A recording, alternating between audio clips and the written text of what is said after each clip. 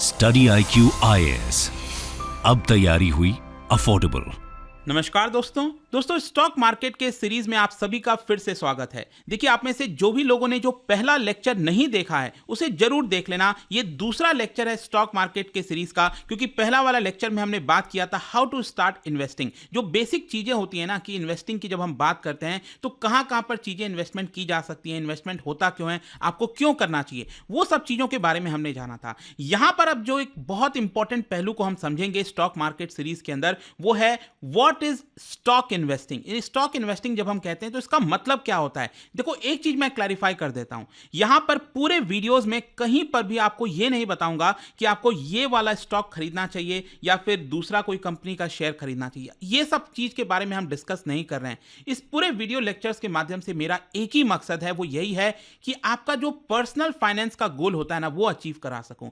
देश के अंदर बहुत से लोगों को यहां पर छोटी छोटी चीजें नहीं पता है, उसी के बारे में हम थोड़ा सा आसान भाषा में समझने की कोशिश कर रहे हैं। यह मेरा मेन मकसद है। और अगर आपको थोड़ा सा एडवांस लेवल पर स्टॉक मार्केट के बारे में सीखना है, चीजों को समझना है, तो हमारा जो स्टॉक मार्केट इन्वेस्टिंग का पूरा कोर्स है, जो कि एक्सपर्ट के द्वारा आपको बताया जाएगा, पूरा एक वीडियो लेक्चर सीरीज चलेगा और ये स्टार्ट हो रहा है 29 मार्च से। आप में से बहुत से लोगों ने ऑलरेडी एनरोल कर रखा है और आप में से जो लोग नहीं किए हैं उसे जरूर कर लेना। यहां पर आपको एक प्रॉपर तरीके से जो स्टॉक मार्केट इन्वेस्टमेंट होता है वो सिखाया जाएगा। जो एडवांस लेवल की चीजें होती है ना, कैंडल स्टिक पैटर्न, और बहुत से जो लोग आपको शायद चीजें समझ नहीं आती हैं, काफी कुछ आपको जानने को मिलेगा। यहां पर बेसिक्स जानने को मिलेगा, जो स्टॉक्स हैं उसको कैसे एनालाइज कर सकते हैं, पोर्टफोलियो मैनेजमेंट हो गया, रियल वर्ल्ड केस स्टडीज वगैरह, काफी कुछ आप सीख पाओगे। यहां पर कौन कौन लोगों को लेना चाहिए उसके बारे में लिखा हुआ है। चाहे आप बिगनर्स हो, चाहे आप इन्वेस्टर्स हो, वो आप सभी एनरोल करा सकते हैं। हमारे वेबसाइट ऐप पर जाना है, कमेंट सेक्शन में लिंक और यूज करना है कोड अंकित लाइव। ये कोड इस्तेमाल करके आपको मैक्सिमम डिस्काउंट मिल जाएगा और आप इस कोर्स के अंदर एनरोल करा पाएंगे। तो चलिए हम स्टार्ट करते हैं इसके बारे में। और साथ ही साथ आप मेरे से इंस्टाग्राम वगैरह पर भी जुड़ सकते हैं, वहां पर एमसीक्यूज वगैरह मैं डालता रहता हूं और वीडियो के एंड में आपको एक एमसीक्यूज दूंगा जिसका आंसर आपको यहां पर मिल जाएगा। तो चलिए सबसे पहले तो यही समझ लेते हैं कि स्टॉक इन्वेस्टिंग इसका मतलब क्या होता है। देखो, कोई भी कंपनी होती है ना दुनिया में, चाहे कोई कंपनी हो, ठीक है, उनको सबसे इंपॉर्टेंट चीज क्या चाहिए, मतलब एक कंपनी को चलाने के लिए क्या चीज सबसे इंपॉर्टेंट है। हो सकता है आप में से कुछ लोग कहें कि सर जमीन की आवश्यकता है। मान लो मैं कहूं कि ये तो सर्विस इंडस्ट्री में जमीन तो बहुत इंपॉर्टेंट पहलू नहीं है, बहुत तरीके से किया जा सकता है कंपनी। देखो, चाहे आपको कुछ भी चाहिए, चाहे आपको रॉ मटेरियल चाहिए, लेबर की सप्लाई चाहिए, ये सब चीजें आपको कैसे मिलेंगी? ये तभी मिल सकती हैं जब आपके पास पैसा हो, मनी हो। तो किसी भी कंपनी को ऑपरेट करने के लिए सबसे इंपॉर्टेंट जो पहलू होता है, जो चीज होती है, वो है पैसा। लेकिन क्या हर किसी के पास उतना सफिशिएंट पैसा है कि वो अपने बिजनेस में इन्वेस्ट कर सकता है? ऐसा नहीं होता। या तो मान लो अगर आपका कोई छोटा बिजनेस है, आपके पास प्रॉफिट तो हो रहा है, लेकिन क्या वो प्रॉफिट इतना सफिशिएंट है कि आप अपने बिजनेस को बहुत बड़ा बना सको? तो यहीं पर रोल आता है स्टॉक इन्वेस्टिंग का। मतलब कि जो कंपनीज होती हैं वो लोगों के पास जाती हैं और कहती हैं कि देखिए, हमारा जो बिजनेस है अभी बहुत छोटा है, हम चाहते हैं कि इस बिजनेस को एक बड़ा किया जाए, एक मल्टीनेशनल कंपनी बनाई जाए। तो क्या आप हमें साथ दोगे इस पूरे मकसद में के अंदर? तो अगर आप में से जो लोगों को पसंद आता है कि हाँ, ये कंपनी कुछ अच्छा कर सकती है, तो आप क्या करते हैं, आप उस कंपनी के अंदर निवेश करते हैं। तो जब आप निवेश करते हो ना, पैसा डालते हो, उसी को सिंपल भाषा में हम कह सकते हैं स्टॉक इन्वेस्टिंग। ठीक है, तो यहां पर क्या होता है, एक्सचेंज में जो अक्सर आप सुनते होंगे सेंसेक्स, निफ्टी वगैरह, मतलब इस एक्सचेंज की जब हम बात करते हैं तो basically National Stock Exchange, Bombay Stock exchange, इन सब की हम चर्चा करते हैं, जो मैं आपको आगे वीडियो में बताऊंगा। ठीक है, तो वहीं पर लेन देन होता है। मतलब कि अगर आप किसी कंपनी में पैसा लगा रहे हो, चाहे आप एक ही रुपए लगा रहे हो, तो भले ही वो कंपनी कितनी भी बड़ी हो, जैसे मान लो अगर आप रिलायंस है, कोई कंपनी है, ठीक है, वहां पर भी अगर आप अपना 1 रुपए भी डाल रहे हो ना उस कंपनी के अंदर, मतलब आप उस कंपनी के एक तरह से मालिक बनते हो। मालिक कहने का मतलब ऐसा नहीं है कि आप ही सारा डिसीजन ले लोगे, डिपेंड करता है कि आपके पास स्टॉक कितना है, शेयर्स कितना है। ठीक है, लेकिन स्टिल हम कह सकते हैं कि क्योंकि आपने इसके अंदर इन्वेस्ट किया है, आपने पैसा डाला है इस कंपनी के अंदर, ठीक है, तो आपको उस कंपनी का एक हिस्सा मिल जाता है। अब डिपेंड करता है कि आपने कितना डाला है, उस हिसाब से आपको वो हिस्सा मिलता रहता है। ठीक है, तो ये जो प्रोसेस होता है ना, इसी को हम स्टॉक इन्वेस्टिंग कहते हैं। ये वर्क कैसे करता है, देखो, अगर हम एक एग्जांपल से देखें तो मान लीजिए कोई कंपनी है, वो आपको बहुत पसंद आ रही है। अब डिपेंड करता है ना नेचर वाइज, आपको हो सकता है कोई एक कंपनी पसंद आए, किसी को हो सकता है कि भाई ऑटोमोबाइल की कंपनी पसंद आए, ठीक है। किसी को हो सकता है कि जो एफएमसीजी कंपनी है वो पसंद आ जाए, किसी को आईटीसी पसंद आता है, किसी को रिलायंस पसंद आता है, किसी को टाटा पसंद आता है, और किसी किसी को अडानी का जो कंपनी है वो भी पसंद आता है। तो जिन लोगों को जो कंपनी पसंद आती है, उनको लगता है कि ये कंपनी ज्यादा बेटर करेगी, वो लोग उस कंपनी में अपना पैसा डालते हैं, right. So you decide to invest in that company by buying some of its stock. तो आप कुछ उस कंपनी का जो स्टॉक है वो खरीदने की कोशिश करते हो। और वो जो स्टॉक आप खरीदते हैं वो आप क्यों खरीदते हैं? आप इसीलिए खरीदते हैं ना कि आपको लगता है कि जो आपने पैसा डाला, अगर आपने 1,000 रुपए आज डाला, तो आप इसीलिए डालोगे ना क्योंकि आपको लगता है वो कंपनी बेटर करेगी और आपका 1,000 रुपए कल के डेट में 2,000 हो जाएगा या फिर 3,000 हो जाएगा। अब इसमें ऑब्वियस सी बात है, रिस्क भी होता है। आप भले ही ये मानकर चलते हो कि आपको प्रॉफिट होगा, लेकिन रिस्क भी होता है। हो सकता है कि आपका ये 1,000 रुपए आगे चलकर 500 रुपए हो जाए, 50% डाउन हो जाए। तो काफी सारे रिस्क भी होते हैं। लेकिन यहां पर स्पेशली मैं तो कहूंगा, देखिए जो भारत का मार्केट है ना, भारत जैसी डेवलपिंग कंट्री जो जिसमें ग्रोथ पोटेंशियल बहुत ज्यादा है, इसीलिए पूरे दुनिया में अगर आप देखोगे ना, जो इन्वेस्टर्स हैं उनको भारत क्यों पसंद आता है? क्योंकि इसीलिए पसंद आता है क्योंकि यहां पर अगर वो पैसा डालते हैं, निवेश करते हैं भारत के मार्केट में, तो उनके पास अपॉर्चुनिटी ज्यादा है उसको ग्रो करने की। अगर वही पैसा अगर मान लो जापान के मार्केट में डालेंगे, तो क्या उनको उतना ही प्रॉफिट होगा? नहीं होगा, क्योंकि जापान आज के डेट में स्टेबल हो गया, मतलब कि एक ऊपर लेवल पर पहुंचकर वो वहीं पर थम्स आ गया है। वो ग्रो करना उसके लिए बड़ा मुश्किल है। तो पैसा तो वहीं पर डाला जाता है जहां पर ग्रो के पोटेंशियल ज्यादा होते हैं। तो इसीलिए मैं तो सभी को राय देता हूं कि भाई अपना पैसा एफडी या इसमें क्यों डालना है, आप अपना पैसा स्टॉक मार्केट में अच्छे शेयर्स में लगाइए, ठीक है, ताकि आपका पैसा ग्रो होता जाएगा।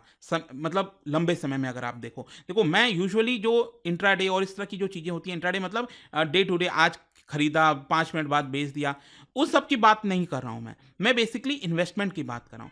तो वही जो पैसा जब आप डालते हो ना, तो उसको कहा जाता है स्टॉक इन्वेस्टिंग। अब जब मैं स्टॉक इन्वेस्टिंग कहता हूं, तो स्टॉक का मतलब क्या है? Stocks are basically shares of ownership in a company.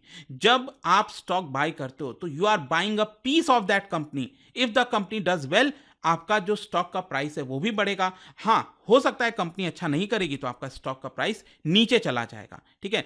Again मैं एक चीज आप सबको रिपीट कर दूं, मैं बहुत सिंपल तरीके से बहुत बेसिक चीजों पर फोकस कर रहा हूं। आप में से जो लोग एक्सपर्ट हैं, हो सकता है कि ये आपके लिए बहुत कुछ भी ना हो, ठीक है, लेकिन मेरा मेन मकसद है उन जनता के लिए, उन व्यूवर्स के लिए जो लोगों को कुछ नहीं पता बट बेसिक चीजें समझना चाहते हैं सिंपल भाषा में। अगेन यहां पर हम थोड़ा सा एक एग्जांपल लेते हैं, जैसे कि मान लो एक लेमनेड की शॉप है, या फिर कोई भी आप ले सकते हो, अक्सर लेमनेड का एग्जांपल दिया जाता है।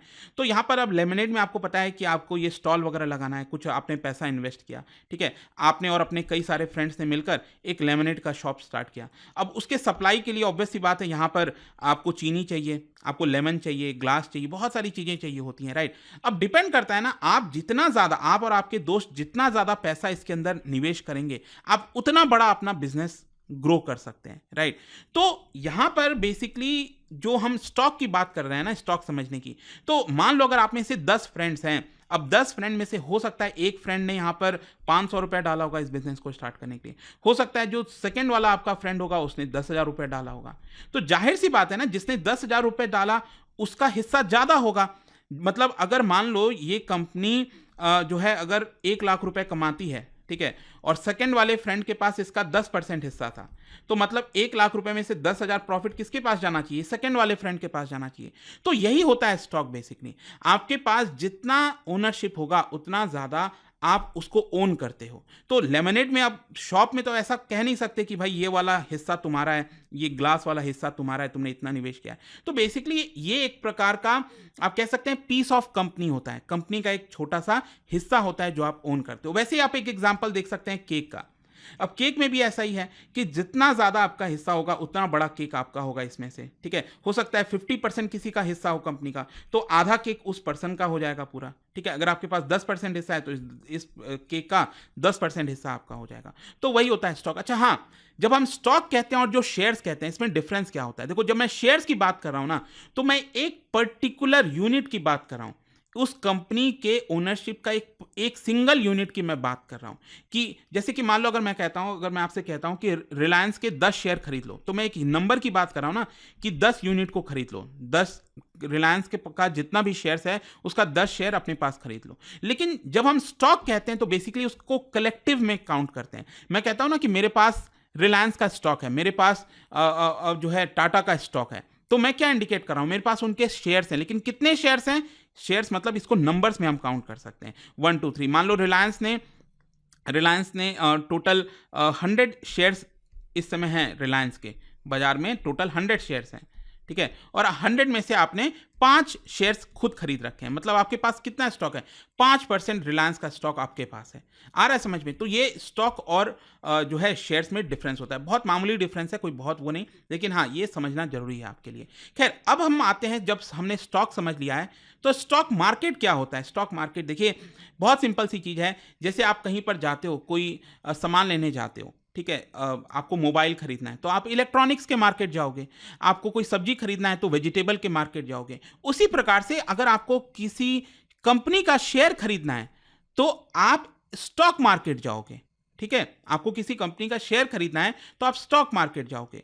तो basically it is also like a market place, जहां पर कंपनीज के शेयर जो है उसकी बाइंग और सेलिंग होती है, ठीक है। तो यहां पर अगर आपको खरीदना है कोई किसी कंपनी का शेयर तो किसी ना किसी से परचेज करना पड़ेगा। जैसे मान लीजिए कोई पर्सन ए है, वो रिलायंस का शेयर बेचने के लिए रेडी है, वो कह रहा है कि मैं रिलायंस का शेयर अभी मान लो कितना चल रहा है, करीब 3000 के आसपास चल रहा है, 2900। तो यहां पर मान लो वो कह रहा है कि मैं 3000 रुपए में बेचूंगा, ठीक है, एक कोई पर्सन है, और आप हो, मान लो पर्सन भी आप हो, और आप रिलायंस का शेयर खरीदना चाहते हो। तो यहां पर आपने कहा कि मैं 2900 रुपीज में खरीदना चाहता हूं। तो यहां पर क्या ये मैच हो रहा है? वो तो बेचना चाह रहा है कि मैं 3000 से कम में नहीं बेचूंगा, वो कह रहा है कि मैं 2900 में ही खरीदूंगा, ठीक है। तो इसी की वजह से क्या होता है, एक इक्विलिब्रियम पे यहां पर आते हैं। हो सकता है फिर जो पर्सन है उसका माइंड चेंज हो जाएगा, वो क्या करेगा, कहेगा चलो ठीक है मैं 2950 में बेच दूंगा।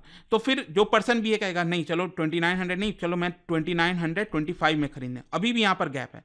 तो ये एक तरह से मार्केट होता है जहां पर डिमांड और सप्लाई के बेसिस पर चीजें वर्क करती हैं। देखो इकोनॉमिक्स में या फिर स्टॉक मार्केट में कहीं पर भी एक ही यहां पर जो फॉर्मूला अप्लाई होता है डिमांड और सप्लाई। जो लोग डिमांड और सप्लाई को समझ लिए वो काफी कुछ आप समझ सकते हो स्टॉक मार्केट में या फिर इकोनॉमिक्स में भी, क्योंकि मेरा इकोनॉमिक्स बैकग्राउंड है थोड़ा सा, आज भी चीजों को मैं सीखता ही रहता हूं, और उसमें मैंने कहीं ना कहीं समझा है कि डिमांड और सप्लाई एक ऐसा कॉन्सेप्ट है जो हर जगह अप्लाई होता है, हर फील्ड में अप्लाई होता है। तो डिमांड और सप्लाई पर बस फोकस करना। अब देखो ये तो मैंने आपको जो एग्जांपल बताया बड़ा ही सिंपल तरीके से ऐसा 1-2% में बता दिया। यूजुअली स्टॉक मार्केट में ऐसा नहीं। स्टॉक मार्केट में आप देखोगे तो बहुत सारे लोग लगे रहते हैं लाइन में, कि उनके पास जो शेयर है वो बेचने के लिए लगे रहते हैं, बहुत से लोग हैं कतार में लगे रहते हैं जो उनको खरीदना है। तो क्या होता है, यूजुअली वो मैच हो ही जाता है। आप एक पर्टिकुलर शेयर स्टॉक का प्राइस, किसी कंपनी का जो शेयर का प्राइस है, कुछ नंबर चल रहा है तो उसी के आसपास लोग भिड़े रहते हैं। किसी को 2950 में बेचना है, किसी को 2949 में खरीदना है। तो इस तरह से चीजें पूरी चलती रहती हैं। तो आई होप आपको समझ में आ गया होगा, स्टॉक मार्केट भी एक तरह का प्लेस होता है, ठीक है। अब स्टॉक मार्केट वर्क कैसे करता है, बहुत सिंपल, जैसा मैंने आपको बताया। स्टॉक मार्केट में भी यूजुअली क्या होता है, जो कंपनीज हैं वो अपना एक कंपनी का हिस्सा बेचती हैं लोगों को, ठीक है, ताकि लोग जो हैं वो पैसा दे सके कंपनी को। मैंने आपको बताया ना, कोई कंपनी है, जैसे लेमन वाला मैंने आपको बिजनेस बताया, लेमनेड ये जूस वाला बिजनेस बताया। तो मान लीजिए आप में से जो लोग फ्रेंड हैं उन्होंने सारा पैसा अपना लगा दिया और एक स्टैब्लिश कर दिया। अब उनके पास पैसा नहीं बचा, वो चाहते हैं कि एक प्रॉपर शॉप खोला जाए, एक प्रॉपर शोरूम टाइप का ऐसा खोला जाए, जो लोग ज़्यादा आए वहाँ पर ऐड किया जाए, तो उन सबके लिए ज़्यादा पैसा चाहिए। तो स्टॉक मार्केट यही काम करता है। तो बेसिकली यहाँ पर जो कंपनीज हैं वो अपना एक हिस्सा लोगों को बेच सकती हैं, ठीक है, ताकि लोग यहां पर इन्वेस्ट करें। अब डिपेंड करता है कि आपको उस कंपनी के ऊपर भरोसा है कि नहीं है। तो जो पहली बार ऐसा हुआ होता है ना, तो अक्सर आप सुनते होंगे उसको आईपीओ कहते हैं। वैसे मैं आगे डिटेल में एक एक चीजों को बताऊंगा, मैं तो जस्ट एक ऊपर से चीजों को अभी जस्ट बताते जा रहा हूं आपको, लेकिन आगे चलकर हम एक एक चीज के बारे में डिटेल से जानेंगे अलग अलग लेक्चर्स के अंदर, ठीक है। खैर जो भी है, यहां पर जो आईपीओ है वो सबसे पहली बार कोई कंपनी अगर पब्लिक से पैसा रेस करना चाहती है, स्टॉक मार्केट में अपने आप को लिस्ट करना चाहती है, जैसे मान लो कोई कंपनी है, उसके सामने लिखा हुआ है प्राइवेट लिमिटेड, ठीक है, तो इसका मतलब अभी वो स्टॉक मार्केट में नहीं आई है, ठीक है, अभी वो स्टॉक मार्केट में लिस्ट नहीं हुई है। जैसे आपको याद होगा LIC, लाइफ इंश्योरेंस कॉर्पोरेशन, पहले जब 100% इसका हिस्सा सरकार के पास था, तो उसमें भी अगर आप देखोगे ना तो LIC प्राइवेट लिमिटेड लिखा रहता था। क्यों? प्राइवेट लिमिटेड का मतलब ये नहीं है कि ये कोई प्राइवेट कंपनी है, तो सरकारी कंपनी, लेकिन ये कॉन्टेक्स्ट में दूसरी बात कर रहा हूं। प्राइवेट लिमिटेड का मतलब ये हुआ कि अभी ये स्टॉक मार्केट में लिस्ट नहीं हुआ है। एक बार जब ये स्टॉक मार्केट में लिस्ट हो जाता है तो ये प्राइवेट शब्द जो है उस कंपनी से हट जाता है। आ रहा समझो। और जो पहली बार कोई कंपनी अपना हिस्सा बेचती है पब्लिक को, तो उसी को हम कहते हैं IPO, इनिशियल पब्लिक ऑफरिंग, ठीक है, अक्सर आते ही रहते हैं भारत में। देखो आज के डेट में हर एक दो दिन में कोई ना कोई नया आईपीओ आ ही रहा है, कोई ना कोई कंपनी का, अगर आप देखोगे तो। ठीक है, तो कंपनीज जो है वो अपना हिस्सा बेचती हैं ताकि पैसे रेस कर सकें, और उसमें मदद करता है ये स्टॉक मार्केट। अच्छा, अब यहां पर वही चीज आ जाएगी कि जिन लोगों ने अपना पैसा उस कंपनी में लगाया था, भरोसा किया था, जैसे मैं रिलायंस का अक्सर एग्जांपल देता हूं, धीरू भाई अंबानी जी ने भाई मांगा था ना पब्लिक से पैसा कि भाई देखिए अभी हमारी कंपनी छोटी है तो, लेकिन हम आपको भरोसा देते हैं, वादा करते हैं कि अगर आप अपने हमारे कंपनी में 10 रुपए लगाओगे तो ये आगे चलकर कुछ सालों के बाद ये आपको लाखों का मुनाफा देगी, हजारों का मुनाफा देगी। और वही हुआ आज के डेट में। जिन लोगों ने 1989 में 90s में जो पैसा रिलायंस में लगाया, और उसके बाद से अगर वो शेयर आज के डेट में आपके पास होता तो आप करोड़पति होते, जस्ट इमेजिन। लेकिन वही होता है ना कि उस पर्टिकुलर मोमेंट पे, वैसे अगर आप देखो आज के डेट में भी बहुत से कंपनीज हैं जो पैसा आपसे मांग रहे हैं, आप क्या लगाने को रेडी हो, आप क्या रिस्क लेने को रेडी हो, कि क्योंकि यूजुअली क्या होता है लॉन्ग टर्म में हमारा दिमाग लगता है कि यार पता नहीं कुछ प्रॉफिट मिलेगा, कि अब कौन वेट करेगा 10 साल 15 साल 20 साल। लेकिन कहीं ना कहीं जिन लोगों के पास वो शेयर होता है, जो लोग रिस्क लेते हैं, वही लोग एक तरह से वेल्थ कमा पाते हैं, बढ़ा पाते हैं। तो यहाँ पर भी यही चीज़ है स्टॉक मार्केट में कि अगेन जिन लोगों ने पैसा लगाया हो सकता है उनका प्रॉफिट हो, जिन लोगों ने नहीं लगाया हो सकता है उनका लॉस हो। खैर, अब यहाँ पर स्टॉक एक्सचेंज क्या होता है, जैसे कि हम स्टॉक मार्केट के बारे में बात किए ना, ये भी एक तरह का मार्केट प्लेस है जहाँ पर लोग आते हैं, खरीदते हैं, बेचते हैं, ऐसा चलता है। लेकिन दुनिया भर में अगर आप देखोगे तो इस तरह के कई सारे मार्केट है। जैसे कि आपके एरिया में देख लो, आपके शहर में देख लो, सब्जी मंडी, कई सारी सब्जी मंडी होंगी। ठीक है, कई सारे इलेक्ट्रॉनिक्स के मार्केट होंगे, आपके घर के बगल में कुछ मार्केट होगा, आपके घर से 8 किलोमीटर दूर कोई और मार्केट होगा। वैसे स्टॉक एक्सचेंज भी आप देखो तो लगभग हर एक देश में आपको कहीं ना कोई स्टॉक एक्सचेंज देखने को मिलता है, क्योंकि ये बहुत इंपॉर्टेंट पार्ट बन चुका है। तो ये एक बड़ा मार्केट प्लेस होता है जहां पर अगेन लोग आते हैं, शेयर्स की बाइंग और सेलिंग करते हैं। तो जैसे भारत के अंदर अक्सर आप सुनते होंगे नेशनल स्टॉक एक्सचेंज, ठीक है, बॉम्बे स्टॉक एक्सचेंज। वैसे ही जितने भी बड़े देश हैं, चाहे जापान में देख लो, लंदन में देख लो, लंदन स्टॉक एक्सचेंज हो गया, यूएस के अंदर न्यूयॉर्क स्टॉक एक्सचेंज हो गया। तो वही होता है, वो एक मार्केट प्लेस है। जो स्टॉक एक्सचेंज होता है वो एक मार्केट प्लेस है जहां पर बाइंग एंड सेलिंग होती है जो है शेयर्स की। अब अगर हम बात करें स्पेसिफिकली भारत के पर्सपेक्टिव से, तो भारत में जो दो सबसे बड़े मार्केट हैं, मतलब कि स्टॉक मार्केट हैं, उनको कहा जाता है नेशनल स्टॉक एक्सचेंज और बॉम्बे स्टॉक एक्सचेंज। देखो, बॉम्बे स्टॉक एक्सचेंज सबसे पुराना है, ठीक है, ध्यान रखिएगा, बॉम्बे स्टॉक एक्सचेंज सबसे बड़ा, पुराना and first securities exchange market है भारत का, जो कि 1875 में स्टैब्लिश किया गया था, ब्रिटिशर्स के टाइम में स्टैब्लिश किया गया था। और उस समय जो इसका नाम था वो था native share and stock brokers association, ठीक है। And it is also the first stock exchange in India and provides equities trading platform for small and medium enterprise. मतलब जो छोटे बहुत जो एंटरप्राइजेज हैं उनके लिए एक अपॉर्चुनिटी थी, ठीक है। जैसे कि मान लो अगर आपकी कोई कंपनी है, आप एक ऐसे देश में हो, बहुत गरीब देश में हो, आप हो कहीं अफ्रीका के किसी सोमालिया, कहीं आप किसी देश में हो, और आप कोई कंपनी है आपकी, आप चाहते हो कि लोगों से पैसे रेस किया जाए, लेकिन आपके देश में कोई स्टॉक मार्केट ही नहीं है, तो क्या इतने आसानी से आप पैसे रेस कर पाओगे? नहीं कर पाओगे। हमारे देश का मार्केट जो स्टॉक मार्केट काफ़ी अच्छा खासा मैच्योर हो चुका है, जिसकी वजह से जो कंपनीज होती हैं, कोई छोटी कंपनी हो बड़ी कंपनी हो, अगर उनको पैसा रेस करना है तो बड़े आसानी से वो कर पाते हैं, ठीक है। बॉम्बे स्टॉक एक्सचेंज में भी लिस्ट करते हैं अपनी कंपनी को, नेशनल स्टॉक एक्सचेंज में भी लिस्ट करते हैं। देखो, नेशनल स्टॉक एक्सचेंज काफ़ी लेट आया था, इसको स्टैब्लिश किया गया था, फाउंड किया गया था 1992 में, लेकिन एक्चुअल जो इसका कारोबार है सब कुछ 1993 में स्टार्ट हुआ था। एंड ध्यान रखिएगा, नेशनल स्टॉक एक्सचेंज दुनिया मतलब भारत का पहला स्टॉक एक्सचेंज था जिसने इलेक्ट्रॉनिक ट्रेडिंग भारत के अंदर लाई थी। मतलब जो आज के डेट में आप मोबाइल से, डिजिटल कंप्यूटर से जो कर पाते हो ना ट्रेडिंग, वो एक्चुअली एनएससी के द्वारा ही लाया गया था। और वर्ल्ड फेडरेशन ऑफ एक्सचेंज के द्वारा जो रिपोर्ट है, उनका कहना है कि दुनिया में अगर हम देखें जो वॉल्यूम के अगर हम बात करें, इक्विटी ट्रेडिंग की, स्टॉक जो ट्रेडिंग होती है उसके वॉल्यूम की बात करें, तो इसमें दुनिया में ये 4th लार्जेस्ट स्टॉक एक्सचेंज है, नेशनल स्टॉक एक्सचेंज। कुछ इस तरह की आपको बिल्डिंग देखने को मिलेगी। मुंबई के अंदर है दोनों के हेडक्वार्टर। पहले दिल्ली में होता था नेशनल स्टॉक एक्सचेंज, लेकिन इसको शिफ्ट कर दिया गया। और ये तो आप अक्सर देखते होंगे, ये बॉम्बे स्टॉक एक्सचेंज का है, ठीक है। ये जो बिल्डिंग है बहुत ही फेमस है, अक्सर आप देखा करते होंगे। खैर, अब हम आते हैं कि जो सबसे इंपॉर्टेंट, अक्सर आप न्यूज़ में किसी भी बिजनेस चैनल में अगर आप देखोगे तो निफ्टी और सेंसेक्स की अक्सर चर्चा होती है। हम कहते हैं ना आज मार्केट गिर गया, तो मार्केट गिर गया मतलब बेसिकली निफ्टी और सेंसेक्स गिर गया, एक तरह से कहा जाता है, ठीक है। अब ये होता क्या है, देखो क्या है ना कि अब अगर हम बात करें बॉम्बे स्टॉक एक्सचेंज की या फिर नेशनल स्टॉक एक्सचेंज की, दोनों में बहुत सारे कंपनीज के शेयर्स हैं। कोई छोटी कंपनी है, कोई बड़ी कंपनी है, कोई मीडियम कंपनी है, साइज की कंपनी है। तो अब क्या होता है कि अगर मान लो अगर एक पैमाना निकाला जाए कि आज मार्केट बढ़ा कि घटा, ठीक है, तो वो एक पैमाना, वो एक इंडेक्स से निकलता है और वही इंडेक्स है आपका निफ्टी। जो नेशनल स्टॉक एक्सचेंज में बहुत सारे शेयर्स हैं, हजारों कंपनी के शेयर्स लिस्टेड हैं, लेकिन टॉप 50 जो कंपनीज होती हैं नेशनल स्टॉक एक्सचेंज की, जो टॉप 50 कंपनीज हैं, ठीक है, उनको रिप्रेजेंट किया जाता है निफ्टी के अंदर। और ऑब्वियस सी बात है, ये छोटी कंपनीज तो होगी नहीं, बहुत सारे क्राइटेरियाज होते हैं। मैं आज उसके बारे में बात नहीं कर रहा हूं कि कैसे उनको टॉप 50 में रखा जाता है, वो हम कभी और चर्चा करेंगे अलग वीडियो में, लेक्चर्स में। लेकिन जो बड़ी कंपनीज होती है ना टॉप 50, आप समझिए नेशनल स्टॉक एक्सचेंज की, उनको रिप्रेजेंट किया जाता है निफ्टी में। और उनके अलग अलग वेटेज होते हैं, जैसे कि आप देख सकते हो यहां पर निफ्टी में अगर आप देखोगे टॉप 50 में से ये 10 कंपनीज हैं, टॉप 10 कंपनीज, उसमें से सबसे ज्यादा वेटेज किसको मिलता है? वो मिलता है एचडीएफसी बैंक को। मतलब आप ये समझिए, अच्छा एक चीज मैं आपको बता दूं, पहले क्या होता था, रिलायंस नंबर 1 पर होता था वेटेज के मामले में, लेकिन क्या हुआ आपको याद होगा, एचडीएफसी बैंक और एचडीएफसी दोनों मर्ज हो गए, जिसकी वजह से सबसे ज्यादा वेटेज इनका हो गया 10.97%।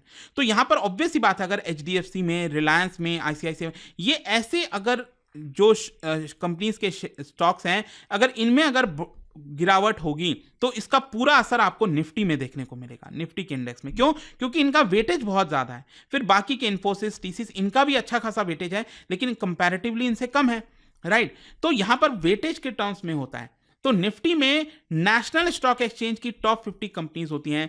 तो जब हम कहते हैं कि आज मार्केट घटा या बढ़ा, तो वो हम इसी से पैमाना लगाते हैं, एक अंदाजा मिल जाता है हमें कि आज ज्यादातर कंपनीज के जो शेयर्स हैं वो घटे या बढ़े, ठीक है। वैसे ही अगर हम सेंसेक्स की बात करें तो ये बॉम्बे स्टॉक एक्सचेंज की टॉप 30 कंपनीज को रिप्रेजेंट करता है। ध्यान रखिएगा, ये टॉप 50 नहीं होगा।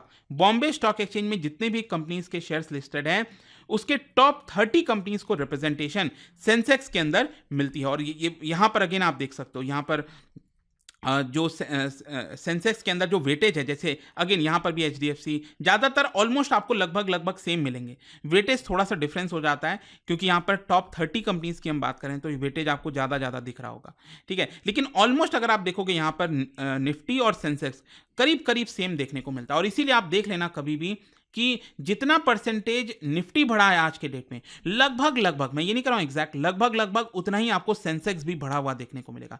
जिस दिन निफ्टी जितना परसेंटेज गिरता है, उतना ही परसेंटेज लगभग सेंसेक्स भी गिरता है, क्योंकि ऑलमोस्ट सेम स्टॉक्स हैं, कोई बहुत ज्यादा डिफरेंस आपको देखने को नहीं मिलता है इसके अंदर। तो ये इंपॉर्टेंट चीज है। आई होप आपको समझ में आ गया होगा। निफ्टी सेंसेक्स मतलब एक पैमाना है, इसको इंडेक्स कहा जाता है। पैमाना है जिसमें हम एक लुक में मेजर कर सकते हैं कि आज स्टॉक मार्केट गिरा या बढ़ा, ठीक है। और ये हेल्दी कंपनीज होती हैं, बेटर कंपनीज होती हैं, अच्छी कंपनीज होती हैं। और जो लोग नए होते हैं, मैं कहता हूं अगर आप इन्वेस्टमेंट करो तो अच्छी कंपनीज में इन्वेस्ट करो। तो अच्छी कंपनीज कौन सी हैं? यही होती हैं, जो बड़ी कंपनीज हैं वही अच्छी कंपनीज हैं, ठीक है। खैर, इसके अलावा कई सारे की टर्म्स वगैरह हैं, जैसे सेबी की अक्सर चर्चा होती है। सेबी देखो एक बॉडी है, रेगुलेटरी बॉडी है, जो पूरे स्टॉक एक्सचेंज को रेगुलेट करती है, ठीक है।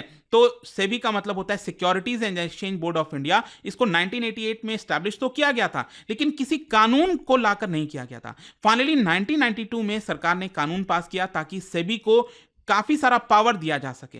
पहले इनके पास इतनी पावर नहीं हुआ करती थी। तो फाइनली 1992 का सेबी एक्ट आता है और उसी के हिसाब से सेबी के पास बहुत सारी पावर मिल जाती है। तो ये रेगुलेटरी बॉडी है जो भारत सरकार ने बनाई है, ताकि भारत के अंदर जो स्टॉक एक्सचेंज वगैरह में जो भी कुछ हो रहा है, जो सिक्योरिटीज में जो भी कुछ हो रहा है, अच्छा जब मैं कहता हूं सिक्योरिटीज मार्केट मतलब वही जो स्टॉक्स हो गया, बॉन्ड्स हो गया, म्यूचुअल फंड हो गया, सब कुछ, ये सब कुछ सिक्योरिटीज होती हैं। मतलब कि कुछ एसेट होता है एक तरह से आप कह लो, ठीक है। आपके पास शेयर्स पड़े हैं, 10 शेयर्स पड़े हैं एसबीआई के, आपके पास कुछ बॉन्ड पड़े हैं, गवर्नमेंट के बॉन्ड्स पड़े हैं, किसी कंपनी के बॉन्ड पड़े हैं, तो वो सारी चीजें एक तरह की हैं, सिक्योरिटीज हैं आपकी, ठीक है। तो उसको, उस सिक्योरिटीज मार्केट को कंट्रोल करने के लिए, रेगुलेट करने के लिए, सही से चलती रहे, इसीलिए सेबी को जो है बनाया गया था। खैर, सेबी करता क्या है, देखो 3-4 चीजें आपको पता होनी चाहिए। एक तो जो इन्वेस्टर्स हैं, निवेशक हैं, हम और आप जब किसी भी कंपनी में शेयर्स परचेस करते हैं, तो हमारा हक बनता है ना कि वो शेयर, मान लो मैंने यहाँ पर 1000 रुपए दिया कि मुझे 2 शेयर्स दे दो इस कंपनी के, तो मेरे पास 2 शेयर आने चाहिए ना, तो वो सही से रेगुलेट हो सके, हमारा इंटरेस्ट एक तरह से जो है वो हार्म ना हो, हमें कोई चीट ना कर सके मार्केट में। जैसे नॉर्मली कई बार अगर आप देखोगे तो आप कोई मोबाइल लेने जाते हो, कई बार हो जाता है कि कोई चोर बाजार या किसी इस तरह के इलेक्ट्रॉनिक मार्केट गए, सस्ते मार्केट गए, स्पेशली गफ़ार मार्केट वगैरह आपने सुना होगा दिल्ली वगैरह में। कई बार लोग जाते हैं मुझे याद है करीब 15 साल पहले दिल्ली आया था मैं, 15-16 साल हो गया, करीब 16-17 साल। तो उस समय वो क्या है, पालिका बाज़ार वहाँ पे है ना, कनॉट प्लेस और उस समय पेन ड्राइव वगैरह में सब कुछ स्टोर हम कर पाते थे, राइट? तो वहाँ पर किसी ने पेन ड्राइव भेज दिया कि अरे इतना 16 जीबी का पेन ड्राइव, उस समय बहुत होता था 16 जीबी, 8 जीबी, और बड़ा सस्ता दाम बोला उसने। मैं कहा ऐसे कैसे हो सकता है?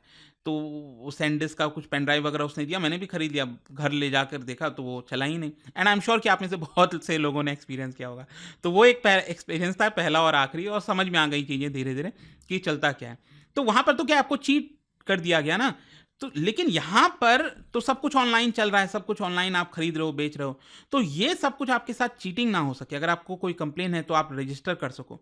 तो इसीलिए सेबी जो है बहुत इंपॉर्टेंट रोल प्ले करता है। फिर बाकी मार्केट को रेगुलेट करने का काम ब्रोकर्स जो हैं, स्टॉक एक्सचेंज हो गए, हम ये सब एक-एक करके आगे समझेंगे चीज़ों को। खैर इसके अलावा जो फेयर प्रैक्टिसेज़ मैंने आपको बताया ना, यहाँ पर मैनिपुलेशन ना हो, इनसाइडर ट्रेडिंग कहते हैं ना जिसको, जैसे कि मान लो आपके पास कई बार मैसेज आते होंगे, इस कंपनी के शेयर खरीद लो, आगे चलकर ये बढ़ने वाला है। पता चला जहां पर आपने खरीदा थोड़ा सा बढ़ा, उसके बाद ऐसा नीचे गिरा कि मतलब वो क्यों हो रहा है, वो इनसाइडर ट्रेडिंग हो रही है। तो कभी भी कोई मैसेज वगैरह आए कि ये शेयर खरीद लो, वो कभी नहीं करना चाहिए, बिल्कुल नहीं करना चाहिए। किसी भी स्टॉक को खरीदने से पहले अपनी सूझबूझ लगाओ, उसको पढ़ो, जानो कि क्या होता है, वो कंपनी क्या है, आप क्या भरोसा कर पाओगे उस कंपनी में। अगर आपकी वो कंपनी होती तो क्या वो ग्रो करती कल के डेट में? तो वो हिसाब से कहीं ना कहीं स्टॉक में निवेश करना चाहिए, ठीक है। फिर इसके अलावा यहाँ पर जो मार्केट है उसको ओवरऑल डेवलप करना मतलब कि भारत में ज़्यादा से ज़्यादा लोग निवेश करें, ठीक है। अक्सर आप देखते होगे, आता रहता होगा, म्यूचुअल फंड्स वगैरह के ऐड आते रहते हैं ना, तो वो क्या है, वो सेबी वगैरह लाती रहती है बेसिकली, कि हम चाहते हैं कि और लोग इससे जुड़ें, म्यूचुअल फंड में निवेश करें, स्टॉक मार्केट में निवेश करें। तो ये सेबी की जिम्मेदारी है।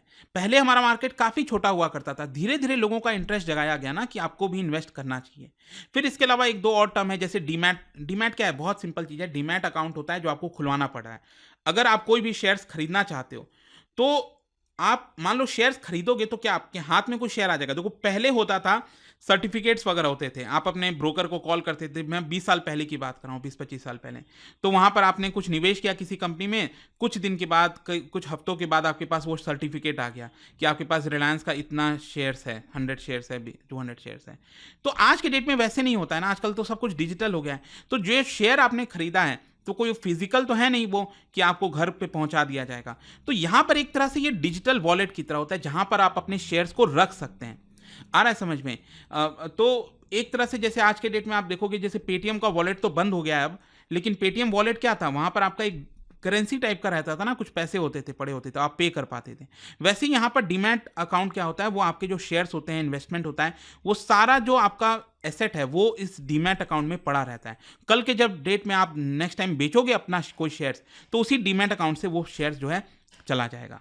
फिर इसके अलावा पोर्टफोलियो क्या होता है? पोर्टफोलियो एक टर्म होता है बेसिकली, जहां पर रिप्रेजेंट किया जाता है कि आपके पास ओवरऑल क्या क्या सिक्योरिटीज पड़ी हैं। जैसे मैं कहता हूं आपके पास रिलायंस की 2 शेयर्स पड़े हैं, टाटा की 5 शेयर्स पड़े हैं, आपके पास अडानी के 6 शेयर्स पड़े हैं, ठीक है। तो ये क्या एक तरह का पोर्टफोलियो है ये, कि आपके पास ये चीज़ें पड़ी हैं। वैसे आपके पास कुछ गोल्ड भी होगा, बॉन्ड्स भी होंगे, ठीक है। तो ये सारी चीज़ें आपको पोर्टफोलियो को रिप्रेजेंट करके आपके पास, और ये चीज़ ध्यान रखना, आपका पोर्टफोलियो मिक्स होना चाहिए, अच्छा होना चाहिए, ठीक है। जैसे आपके पास कुछ पैसा पड़ा है, तो उसमें से कुछ हिस्सा गोल्ड में निवेश करो, कुछ हिस्सा स्टॉक्स में निवेश करो, शेयर्स खरीदने में निवेश करो, कुछ बॉन्ड्स वगैरह में लगा दो, ठीक है। तो वो पोर्टफोलियो मिक्स जितना आपका रहेगा उतना स्ट्रांग पोर्टफोलियो बनता है आपका। तो कहते हैं ना, आपकी इस बंदे का पोर्टफोलियो बड़ा ही स्ट्रांग है, तो वो कई सारी चीज़ें देखी जाती हैं उसमें कि किस किस तरह के शेयर्स में उसमें निवेश किया है, ठीक है। आई होप दोस्तों आपको काफ़ी कुछ समझ में आया होगा स्टॉक इन्वेस्टिंग के बारे में आज, और नेक्स्ट टाइम मैं और आपको वीडियोस लाऊंगा, लेक्चर्स लाऊंगा इन सब के बारे में। और जाने से पहले एक इंटरेस्टिंग क्वेश्चन, क्या बता सकते हो which of the following is the largest stock exchange in the world by market capitalisation? मतलब उस कंपनी के वर्थ के हिसाब से अगर हम देखें तो दुनिया का सबसे लार्जेस्ट स्टॉक एक्सचेंज कौन सा है? इसका राइट आंसर आप सबको पता है, मेरे इंस्टाग्राम पर तो मिलेगा ही, वहां पर अगर आप नहीं हो कोई बात नहीं, टेलीग्राम से ले सकते हैं इसका सही उत्तर। मैं कई सारे जो एमसीक्यूज हैं वो यहाँ पर स्टोरीज में डालता रहता हूं। अगर आपको पीडीएफ की तो टेलीग्राम पर आइए, अलग अलग सोशल मीडिया पर आप जुड़ पाओगे। और जैसा मैंने आपको बताया, अगर आप यूपीएससी की तैयारी कर रहे हैं, या फिर जो मैं आपको बोल रहा था कि आप में से जो लोग स्टॉक मार्केट में निवेश करना चाहते हैं, हायर लेवल पर चीज़ों को समझना चाहते हैं, तो एक्सपर्ट्स के द्वारा ये जो पूरा क्लासेस है, ये जो पूरे वीडियोज हैं वो आपको दिए जाएंगे फ्रॉम 29 ऑफ मार्च। तो ये पूरा बैच स्टार्ट हो रहा है। Don't forget to join this, use this code Ankit live. बहुत कुछ सीखने को आपको मिल सकता है। हमारे वेबसाइट ऐप पर जाइए, फिर कमेंट सेक्शन में जो लिंक है वहां पर जाकर पीडीएफ वगैरह दिया हुआ है, तो अब जाओगे कोर्स के अंदर, पीडीएफ आपको दिख जाएगा, आपको काफी चीजें मिल जाएंगी। आई होप दोस्तों ये वीडियो आपको पसंद आया होगा। मिलता हूं आपसे next time. Till then thank you very much, see you soon. Study IQ IAS, अब तैयारी हुई अफोर्डेबल।